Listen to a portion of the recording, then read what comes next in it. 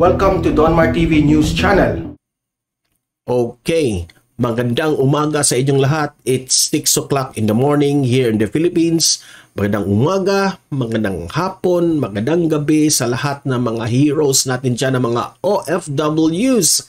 Hi, hello sa inyong lahat. Shout out sa inyo.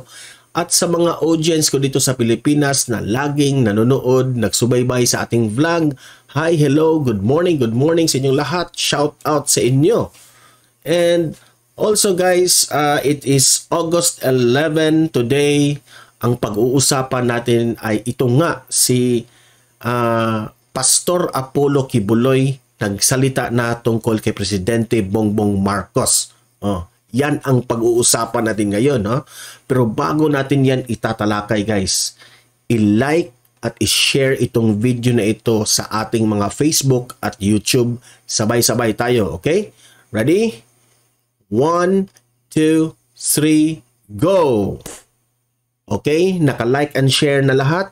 Importante ang like and share para kakalat ito sa taong bayan, itong ating balita. Okay?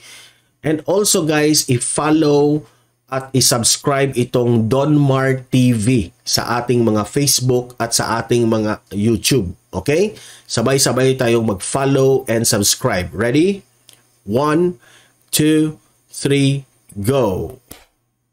Okay, naka-follow and subscribe na lahat. Importante ang follow and subscribe para lagi kayong updated, ma-notify kayo sa mga balita ko, update tungkol kay Presidente Bongbong Marcos. Okay? Tapos nang naka-like and share, tapos na naka-follow at subscribe. Okay, maraming salamat. Punta na tayo sa first topic natin. Matindi itong pag-uusapan natin. Pastor Apollo Kibuloy nagsasalita na tungkol kay Presidente Bongbong Marcos. Kung matatandaan natin, no? Itong si Pastor Apollo Kibuloy ay nakulangan sa itong si Pastor Apollo Kibuloy nakulangan ito sa speech ni Presidente Bongbong Marcos. Ito yung panahon ng SONA ni Presidente Bongbong Marcos, nakulangan itong si Pastor Apollo Kibuloy kasi hindi nga na-mention yung war on drugs, yung corruption, at saka yung security, something, ganun, no? So, nadismaya siya. Pero hindi ibig sabihin na nagalit siya kay Presidente Bongbong Marcos. Yun lang ang sinabi ni Pastor Apollo Kibuloy tungkol doon. Nakulangan siya. Ngunit, kahapon sa interview ng episode ng SMNI, itong si Pastor Apollo Kibuloy believe na believe kay Presidente Bongbong Marcos. Ang tanong, bakit believe na believe ito kay Presidente Bongbong Marcos? Itong si Pastor Apollo Kibuloy, na itong mamang ito ay prangka rin na pagkatao, di ba? So, believe na believe siya kay Presidente Bongbong Marcos. Kasi, nung unang buwan ni Presidente Bongbong Marcos, sabi niya, was very impressive. So, first month ni Pangulo natin, impressive raw. Yan ang sabi niya. Dahil dito sa pagsugpo ng illegal na droga. Believe si Pastor. No? Sabi na, napapawaw pa nga itong si Pastor Apollo Kibuloy kay Presidente Bongbong Marcos. No? Kasi, imagine guys 904 million plus mga droga na nahuli ni Presidente Bongbong Marcos within isang buwan, 1 month lang na panunungkulan niya. 904 million plus na dakip, nahuli yung droga. So, sabi ni Pastor Apollo Kibuloy, kayong mga drug lord dyan, mag-ingat-ingat kayo. Huwag niyong abusuhin raw yung pagiging mabait ni Presidente Bongbong Marcos. Kasi mabait lang si Presidente Bongbong Marcos Tiklop lang ang bibig niya tungkol dito sa drugs, pero hindi nila alam, dadakip na sila ng full force talaga. So, yan, itong si Presidente Bongbong Marcos, kinudos pa nga niya itong administrasyon ni Marcos, President Bongbong Marcos. Kinudos niya, believe na believe siya. To think na yung SONA, hindi ito nabanggit ni PBBM. Yan, nakulangan nga itong si Pastor Kibuloy. Ngayon, napabilib itong si Pastor Kibuloy. Dahil nga, silent lang si PBBM pero grabe yung gawa. Diba? So, ma-comment ko lang kasi during the interview, no, merong netizen, no, nag-ask kay Pastor Apollo Kibuloy. Tinanong itong si Pastor Apollo Kibuloy ng isang netizen na, ikaw ba ay anti-Marcos? Kasi maraming nagdududa dito kay Pastor Apollo Kibuloy na anti-Marcos ito, di ba? Kasi yung SONA nga, di ba, na nakulangan siya. Yun pa nga ang dahilan na si Pastor Apollo Kibuloy at si Mike Abe hindi nagkaunawaan dahil ipinagtanggol ni Mike Abe itong si PBBM, kaya itong si Mike Abe nag-resign immediately sa SMNI, di ba? Yun ang dahilan, hindi nagkapareha ang kanilang opinion, no? Ang kanilang mga pananaw tungkol doon sa SONA ni President Bongbong Marcos. So tinanong itong si Pastor Apollo Kibuloy ng isang netizen na ikaw raw ba ay anti-Marcos? Matinding question yan, ha? So sabi ni Pastor Apollo Kibuloy, hindi siya anti-Marcos o hindi siya anti-PBBM. Sabi niya, siya raw ay anti-illegal drugs, siya ay anti-corruption, siya ay anti-CPP-NDF. Yung CPP-NPA, NDF. Anti siya doon. Hindi siya anti-Marcos, ha? Yan ang sabi niya. So, klarong-klaro na yan. Clarify yan ni Pastor Apollo Kibuloy, no? So, syempre, hindi ito na-mention ng SONA ni Presidente Bongbong Marcos, kaya nakulangan siya. Nagre-react si Pastor Apollo Kibuloy. Pero hindi ibig sabihin na anti-Marcos siya. Ang clarify niya, siya ay anti-illegal drugs, anti-CPP, NPA, NDF, at siya ay anti sa korupsyon, mga pasaway sa gobyerno. Kagaya na naman nung panahon ni Pangulong Duterte, lagi naman itong nagre-react si Pastor Kibuloy, di ba, sa mga taong mga pasaway sa gobyerno. No? Sabi niya, kung anti-Marcos ako, ito sabi ni Pastor Apollo Kibuloy, ha, kung anti-Marcos ako, hindi ko na sana sinuportahan siya during the campaign. Di ba? Yan ang sabi niya. Even during the campaign period, yung SMNI supported him. Diba? So, sino naman yung may-ari ng SMNI? Hindi si Kibuloy naman, no? Halos naman ipakikita natin sa mga balita at sa mga propaganda, yung SMNI talaga ay nakatutok kay talagang sinusundan ang mga kampanya ni Presidente Bongbong Marcos. So, SMNI really obviously supported PBBM, which is, ang may-ari ng SMNI ay si Pastor Apollo Kibuloy. So, obviously, he is not an anti-Marcos, but instead, he is a supporter of PBBM. So, yun ang clarify ni Pastor Apollo Kibuloy. Huh?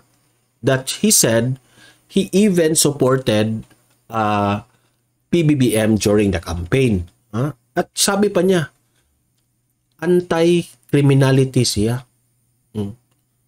So, medyo nakulangan lang siya noon ng SONA kasi hindi masyado ito nabanggit ni Presidente Bongbong Marcos dahil may ibang priorities na nabanggit, yung sa agrikultura, ekonomiya ng bansa. Yun kasi as what Mike Abe said, na hindi lahat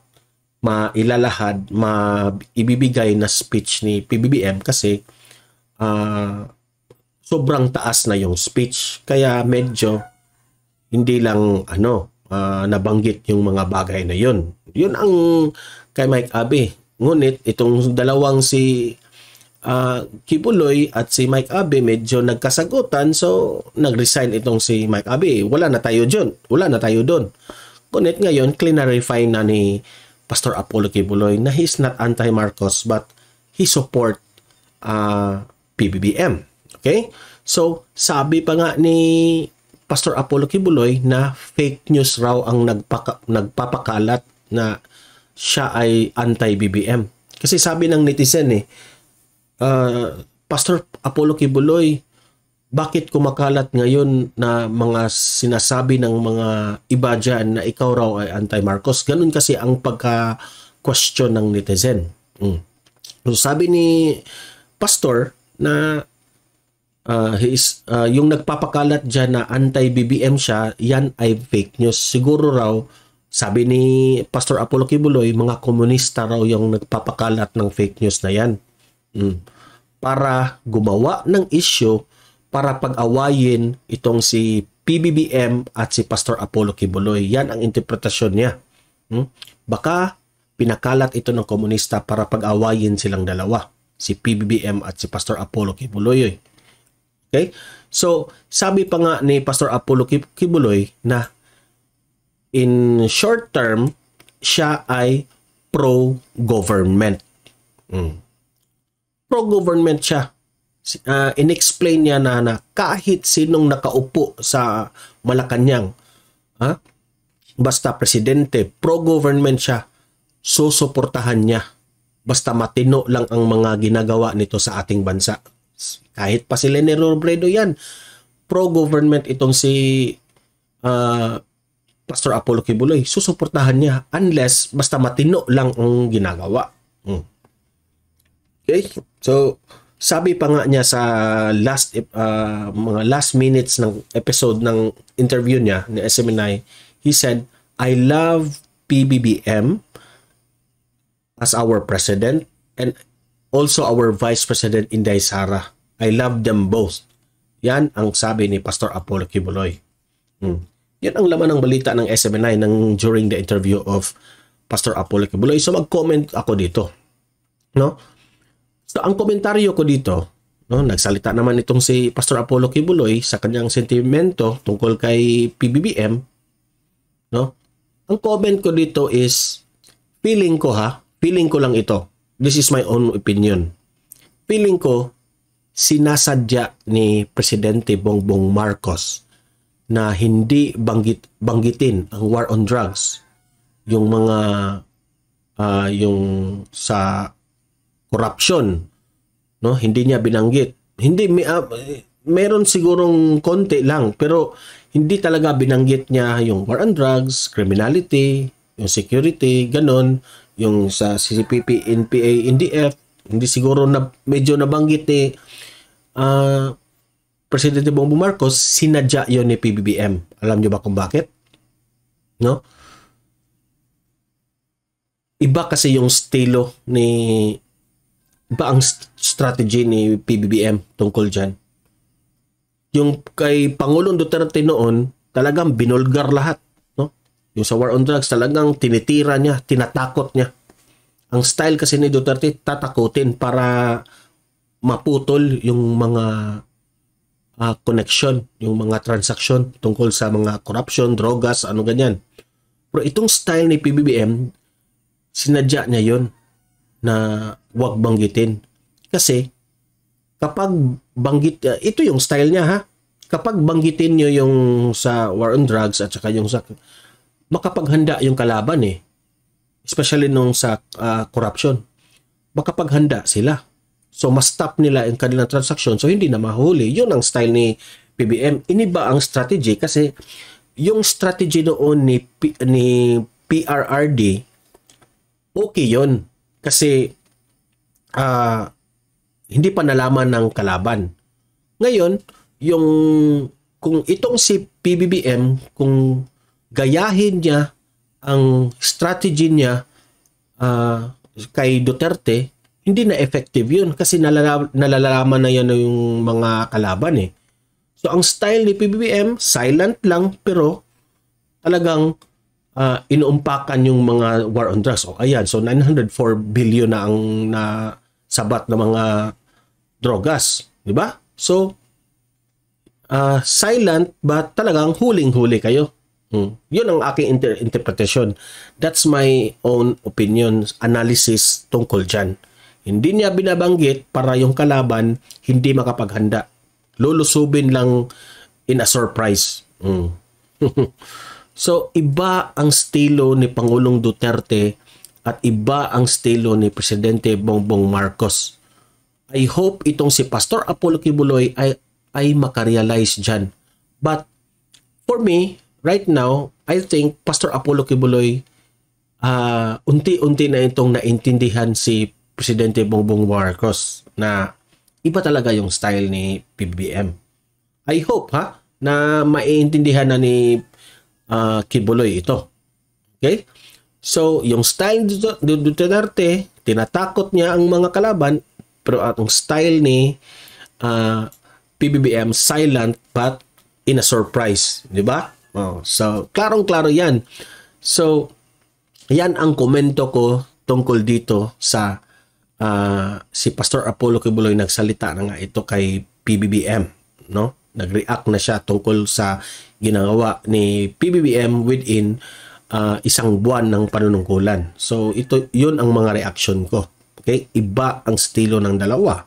So, kayong mga audience ko dito, mag-comment, mag-react tungkol sa mga sinasabi ni Pastor Apollo Kibuloy tungkol kay PBBM, kung ano ang masasabi nyo sa kanyang komento kay PBBM.